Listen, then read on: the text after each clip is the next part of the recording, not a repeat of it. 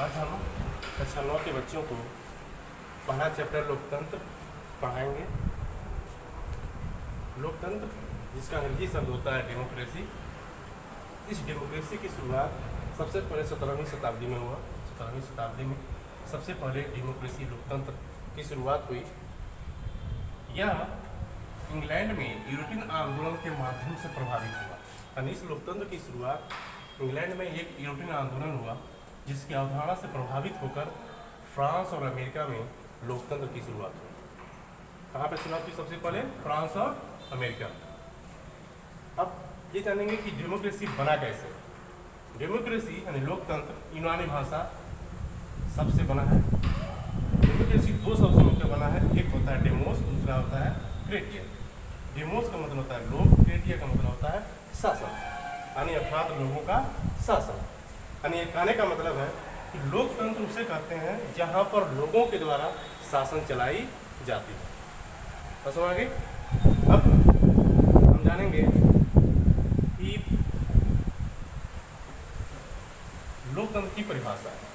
क्या जानेंगे? लोकतंत्र की परिभाषा।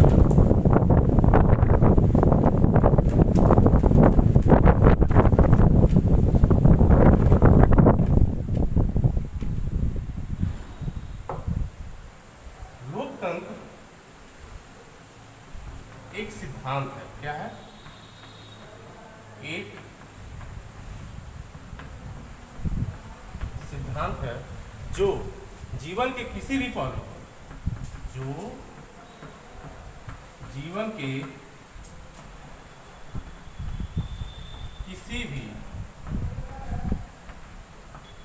पर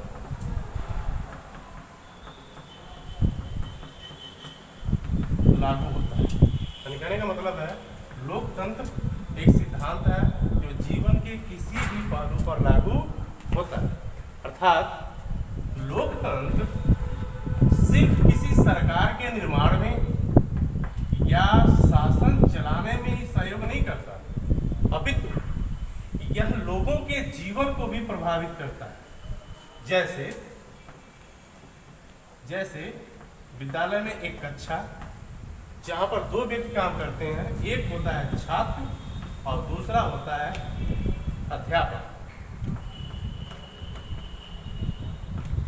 जो छात्र होते हैं वे यदि अपनी सभी समस्याओं को अध्यापक के समक्ष बेहिचक रखता है, यानी उसको कोई दिक्कत न हो, तो उससे हम क्या कहते हैं? लोकतंत्र कहते हैं। और यदि अध्यापक अपने विषयों को या अपने समस्याओं को, अपने विचारों को छात्रों के समक्ष या कहीं भी बेहिचक रखता है, बताता है या अपने अधिकारों के लिए बात करता है, तो उसे हम लोकतंत्र कहते हैं।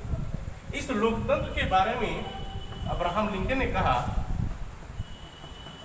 अब्राहम लिंकन जो अमेरिका के राष्ट्रपति थे, उन्होंने कहा कि लोकतंत्र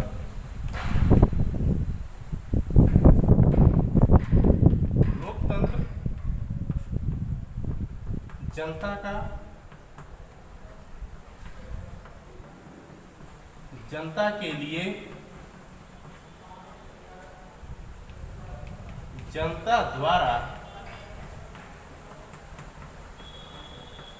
शासित है। कहने का मतलब यह है, इन्होंने कहा कि लोकतंत्र क्या है? जनता का, यानी लोकतंत्र सिर्फ जनता के लिए है। जनता किसके लिए? जनता के लिए।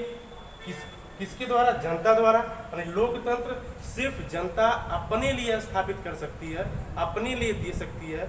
वह सभी जो नियम बनाए जाएंगे लोकतंत्र में, वह जनता स्वतः बनाएगी, स्वतः उसे पूरा करेगी और अपने द्वारा संचालित भी करेगी।